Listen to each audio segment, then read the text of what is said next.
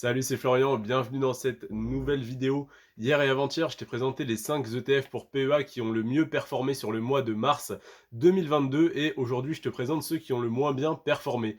Pourquoi? Eh bien parce que c'est intéressant de savoir ceux qui ont le mieux performé pour savoir lesquels ont été en vogue entre guillemets ce mois-ci. Par contre, pour dans une mentalité d'investisseur long terme, il faut acheter des ETF intéressants le moins cher possible pour avoir un prix d'achat le plus bas possible et donc faire le plus de bénéfices quand il va monter. Donc il faut s'intéresser aux ETF qui sont évidemment performants sur le long terme et qui ont connu la plus forte baisse ou la moins forte croissance sur le mois en cours pour tout simplement investir dessus et investir donc au prix le moins cher possible. Et aujourd'hui, je t'ai analysé tous les ETF pour PEA que j'ai sur ma watchlist. Alors il y en a 15, c'est pas énorme, mais sur par exemple les actions de croissance, il y en a 40, donc il y a beaucoup plus de taf. Là, sur les 15, ça allait, mais en tout cas, ça t'évite de faire ce travail de recherche. On attaque tout de suite avec l'ETF pour PEA qui a connu la plus forte baisse en ce mois de mars.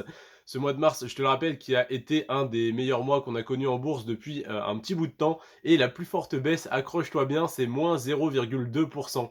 Et tous les autres ETF que je vais te présenter, qui ont connu donc la moins bonne performance au mois de mars, sont quand même dans le positif. Moins 0,2% sur le Lyxor Stock Industrial Goods and Services. Tout simplement, c'est les biens et services industriels, donc c'est les 600 plus grosses entreprises européennes de ce secteur d'activité. Moins 0,2% sur un mois, donc enfin, il a totalement stagné en fait pendant un mois, pendant que le marché a monté. Donc, c'est tout simplement parce que il n'a pas eu, il n'a peut-être pas eu de bonnes nouvelles ce mois-ci.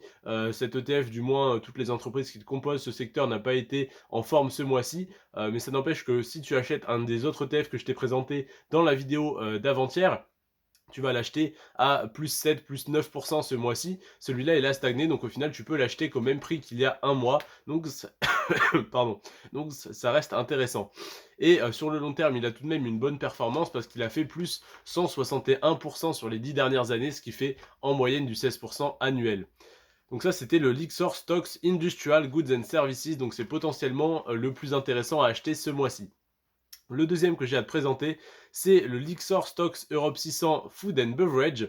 Donc celui-là, il a fait plus 1,4% et c'est la deuxième plus basse performance de ce mois-ci. C'est pour te dire à quel point les ETF ont bien performé ce mois-ci et le marché boursier de manière générale. Plus 1,4% ce mois-ci et plus 139% sur les 10 dernières années, donc ça fait du 14% annuel à peu près. C'était le Lyxor Stocks Europe 600 Food and Beverage. Plus 3,7%, c'est la performance du Lyxor Stocks Europe 600 Goods and Services. Tu le vois, j'aime beaucoup les Lyxor Stocks Europe 600 parce que tout simplement, sur un PEA, c'est principalement pour investir en France et en Europe. Sur 600 entreprises, on est bien diversifié, on n'est pas non plus sur des small caps risqués, donc c'est intéressant. Et donc là, dans le secteur des biens et services, donc là, plus 3,7%, c'est une bonne performance, mais c'est loin de tout ce qu'a fait le marché, donc ça reste un des ETF les plus intéressants à acheter si tu souhaites investir ce mois-ci.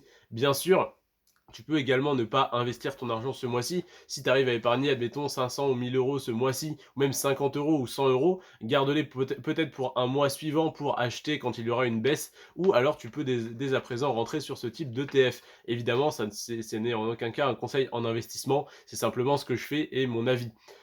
Ensuite, on a le Lyxor Dow Jones Industrial Average qui a fait plus 4% ce mois-ci. Donc le Dow Jones, voilà, je t'invite à te renseigner sur cet indice si tu ne le connais pas. Je ne vais pas détailler ça dans cette vidéo. En tout cas, le Lyxor Dow Jones a fait plus 4% ce mois-ci et sur 10 ans, il a fait plus 190%. Et le dernier que j'ai à te présenter, c'est celui qui a eu la plus forte performance ce mois-ci sur les 5 moins bons, entre guillemets. Donc sur la liste de 15, c'est le 10e au final. Là, je t'ai présenté, je suis parti du 15e moins bon au 14, 13, 12, 11. Et là, on est sur le 10e. Et on est donc sur le Lyxor Stocks Europe 600 Technologies. Le Lyxor Stocks Europe 600 Technologies a fait plus 4,6% ce mois-ci. Donc c'est déjà une belle performance. Donc je ne t'invite pas à rentrer sur ce type d'ETF quand il fait des performances déjà assez intéressantes comme ceci.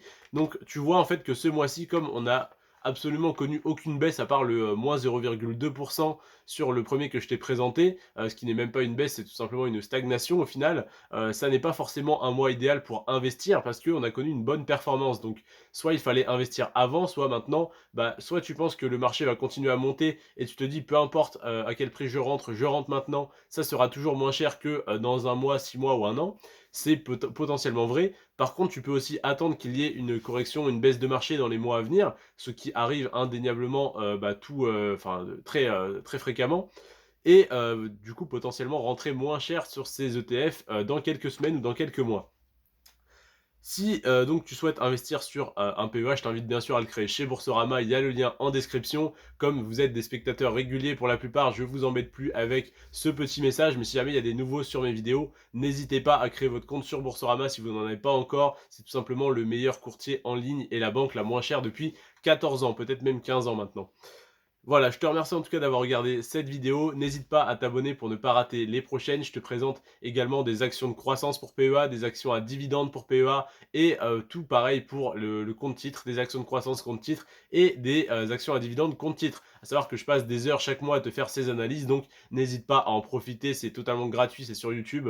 Donc voilà, je t'invite à profiter de ce contenu pour ne pas avoir à faire les heures de recherche que je fais pour moi et donc pour vous. Je te remercie d'avoir regardé cette vidéo, d'être resté jusqu'à la fin. N'hésite pas à liker, ça me fait extrêmement plaisir de voir des pouces bleus. Prends soin de toi et de tes finances. Ciao.